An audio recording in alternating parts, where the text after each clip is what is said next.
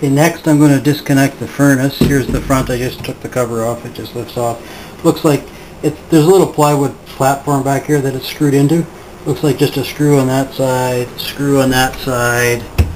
Then I'll have to disconnect the wiring that just unplugs and that propane connection.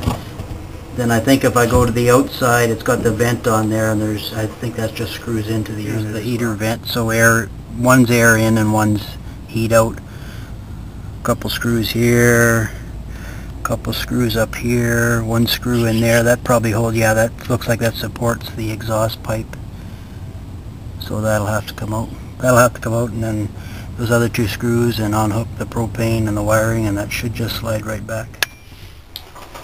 Okay, it's taken me about 5 minutes to disconnect the screws and the wires and the propane lines. Now we'll see. There, that's just got a shroud on it. And okay, there's still some resistance, and I think it's the cap on the back, so I didn't actually pop the cap off. I just undid all the 5 or 6 screws. Okay, here's the vent on the back. I've pulled it out a bit. There was butyl tape around here and silicone. From what I can see, I think this just slips over this pipe here, and I think it's just held on right now by corrosion. There may be a fastener, I'm not sure, so I'll just pry it a bit with the screwdriver. I'm back inside the trailer, just checking in behind there. Actually, I don't think that, I think these here, they just have those sleeves there. You see that slightly gray thing there? That's where the vent or the pipes from the furnace slide into that other bigger diameter pipe. So I think if I just wiggle that around a bit, that should probably slide out. And then I can worry about removing that outer vent later. So just a little bit of wiggling around and lifting it up to get the right angle. That whole unit popped right out. So there's the unit. You see it's just got these 2 pipes here. They slip into a bigger diameter venting pipe on the outside, and there's your fan and all that stuff.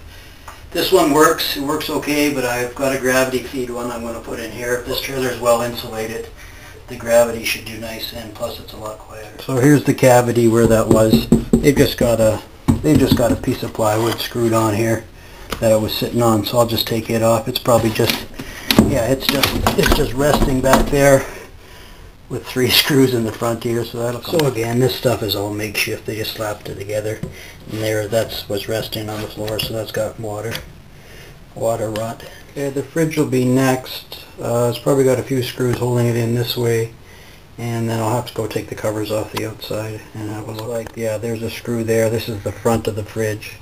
One there, you go down here, and it's covered with this, so I'll have to pop these metal things off. And there's 2 on the other side I see as well. Okay, I've removed the front panel here. It just had the plastic panel just had 2 screws in it, because I want to access this here. This is where the door comes in. I think if I take this off, I'll be able to just drop the door down. Some of that plastic was pretty brittle, so I'll have to fix it.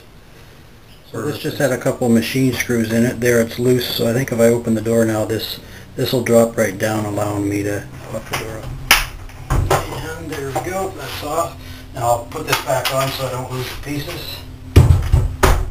And I had to do that so I could access these screw holes here. These actually just had plastic caps on. Here's the back, or the trailer, the back of the unit. So this'll, if I can lift this hatch up, it's got 2 screws right about there and there, but they're kind of painted on, so I'll just do that.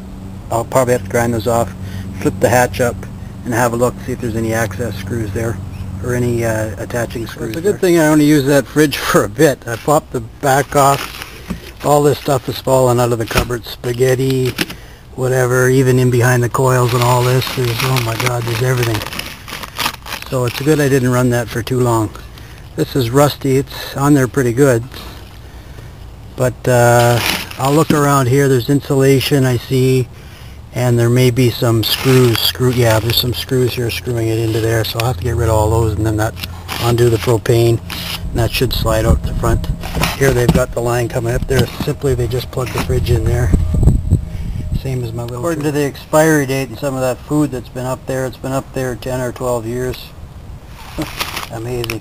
Just at the top there's a little opening above the fridge, and stuff would bounce around and fall down. Here is that heavy 10 gauge orange cable that hooks the fridge up for its 12 volt So I'll just snip those off. I can tie them in again later. Okay, so in the back I just unplugged this, unhooked the propane, pulled it up out of the way. There was just one screw in here and it basically just pulled out. Another screw over here. Then there seemed to be nothing up top here that was holding it in.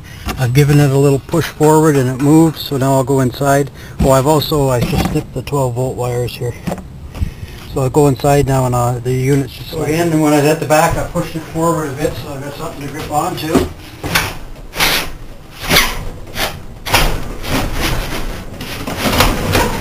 bit of wiggling and here we go.